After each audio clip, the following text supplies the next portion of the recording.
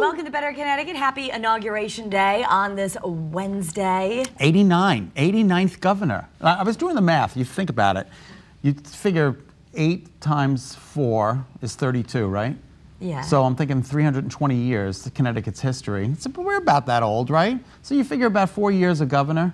It kind of works out that way. I know, just 89 sounds like a big number. But it does sound like a big number, like a lot of governors. A lot of governors, and you watched Ned Lamont's swearing-in ceremony earlier. We'll have complete coverage coming up on Eyewitness News at 5. We'll be breaking down his very first State of the State speech. Okay, well, we're getting ready for that. Hey, listen to this. A California man was almost out of $10 million because his roommate tried to pull a fast one. His wily roommate tried to pull a fast one. So what happened? So the guy won on the scratch off, and the roommate he's told his roommate, like, I think I won, and he said, I think I won 10,000, but the story is it actually ended up being more. But the roommate, while the guy was sleeping, went out, bought another scratch off and doctored it and replaced it, took the winning ticket to go try and claim it, and left the guy with the fake one. Yeah, so the guy goes in to claim it, and he's like, no, I think my roommate pulled something on me. So he calls the police. When the roommate goes to claim the real winning ticket, instead, the officials are there to arrest him.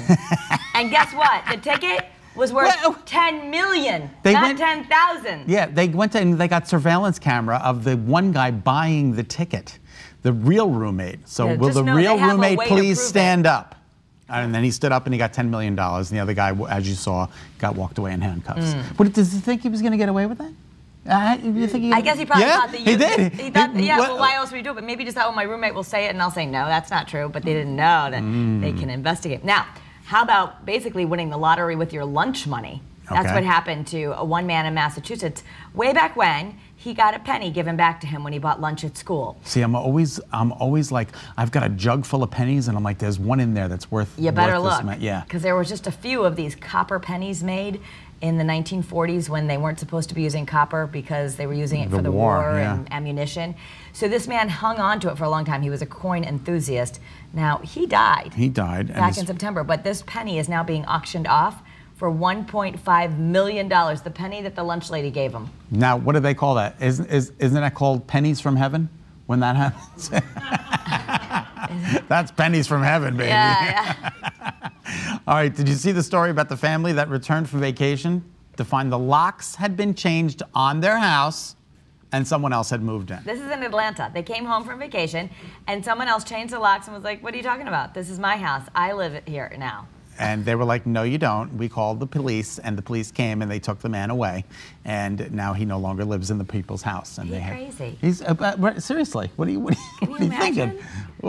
Could you imagine? Ridiculous. So. Really nice. Lin-Manuel Miranda, the star of Hamilton, the creator of it, is really doing some good things. He's raising money in Puerto Rico with his show. Now he's the new owner of a New York City bookstore, and it's not just any bookstore.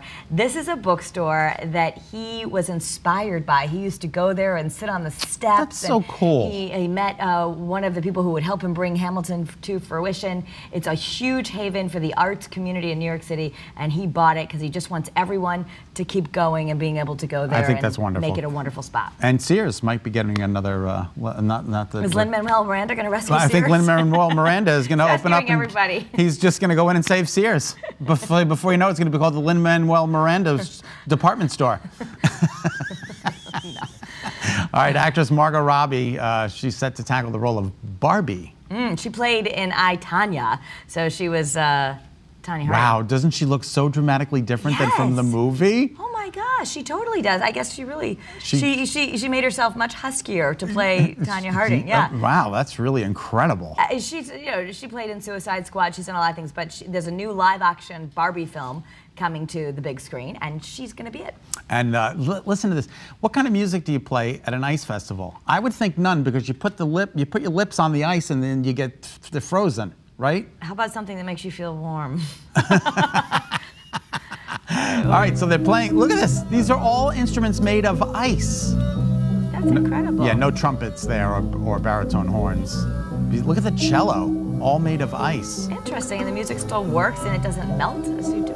That's incredible. Wow. That really is incredible. All right, you got to take a look at this crazy video out of France showing a daring helicopter rescue of an injured skier. Look at this. Oh. Could you imagine? Wait, oh, look at them. They just go right, they don't even land. They just tip down there. Tipped right into the mountain to get this guy. That is remarkable. Oh, well, he's lucky. He is very, very, very lucky. Clearly skiing off the beaten path there. Yeah, exactly. That's what they call a triple black diamond. It's ridiculous.